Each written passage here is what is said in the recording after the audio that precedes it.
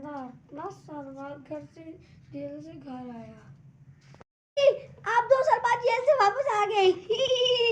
Jail तो वैसे मैंने ही पहुंचाया था, लेकिन कोई बात नहीं, खुशी तो हो रही है। और सुनाओ एटी, क्या सियाना हुआ? बस भाग्यवान, जेल वालों ने इतना मुझे मारा, पुलिस वालों ने इतना मुझे मारा, बस मेरी ये आंख सूज गई। एक सेकेंड, आपकी रिहाई तो सुबह ही हो गई थी। आप सुबह से शाम तक कहाँ थे? किधर घूमने फिरने गए थे? मुझे क्यों नहीं लेके गए? पहले क्यों नहीं घर आए? मेरे बगैर पिज्जा बर्गर खाया होगा। तुझे मैं नहीं छोड़ूंगी। भाग्यवान, नहीं नहीं नहीं नहीं, भाग्यवान मेरी बात सुनो। तू तो गया बेटे। भाग्यवान नहीं, ऐसा लगता है मैं गया। तब तक आप वीडियो को लाइक कर दीजिए, जब तक मैं मार खा।